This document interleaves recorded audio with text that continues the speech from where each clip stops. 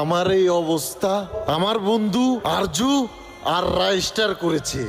আরজু আর রাইস্টার করেছে। এটা শুনে তারা দুইজনই অবাক হয়ে যায়। তুং তুং সবকিছু বলতে থাকে, তোমরা দুইজনই সবসময় আমার সাথে মজা নিতে, আমাকে মারতে এবং আমাকে অপমান করতে, কিন্তু কখনোই আমার খারাপ লাগেনি, কারণ তোমাদের দুইজনকে আমি আমার ভাই মনে করতাম। আর এইবার আমার জন্মদিনে আমি ভাবছিলাম আমার বন্ধুরা হয়তো আমাকে সম্মান করবে, আমাকে তারা তাদের ভাই মনে করে আমার জন্মদিনে সুন্দর কিছু উপহার দিবে, কিন্তু তোমরা দুইজনই আমাকে দিয়ে গোপরের কেকটা কাটাইছো আর পুরো গ্রামের সামনে আমার মান ইজ্জত সব মাটির সাথে মিশিয়ে দিছো। ওই দিন পুরো গ্রামের মানুষই আমার উপর হাসতেছিল, আর এইসব দেখে আমি পুরোপুরি ভিতর থেকে ভেঙে পড়েছিলাম। সেদিন পুরো রাতই আমি মদ খাইছিলাম আর পুরো রাতই কান্না করছিলাম। তারপর আমি সিদ্ধান্ত নিই শেষবার তোমাদের একটা পরীক্ষা নিয়ে দেখি যে তোমরা কি আমাকে সত্যি জোকার ভাবো না আমার প্রতি তোমাদের একটু হলেও ভালোবাসা আছে। আমি সন্ধ্যায় বিড়ি কিনতে যাই এবং দুইটা লোককে কিছু টাকা দিই, আর আমি তাদেরকে সবকিছু বুঝিয়ে বলি যে আমাকে পুরোপুরি ভাবে মেরে এখানে বেঁধে রাখতে, এবং তারা সেটাই